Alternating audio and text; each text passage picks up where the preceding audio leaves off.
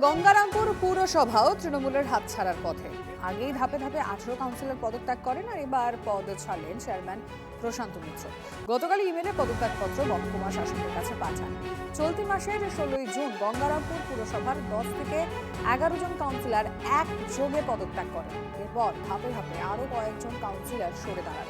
একের পর এক কাউন্সিলরের পদক্ষেপে পুরো পরিষেবা নিয়ে প্রশ্ন ওঠে এবং এরপরেই গতকাল পদত্যাগ চেয়ারম্যানের। এখনো পদত্যাগ করেনি ভাইস চেয়ারম্যান। এই কাউন্সিলরদেরকে নিয়ে আমরা 2022 সালে আমরা বোর্ড গঠন করেছিলাম। তো সেই কাউন্সিলররাই যখন সরে গেছে, পদত্যাগ করে দিয়েছে, তারা নানান কাজের নিরিখে তারা সরে গেছে।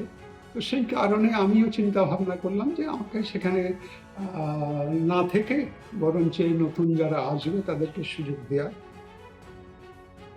গঙ্গারামপুর পৌরসভার সম্মানীয় চেয়ারম্যান নাকি উনি পদত্যাগপত্র জমা দিয়েছেন।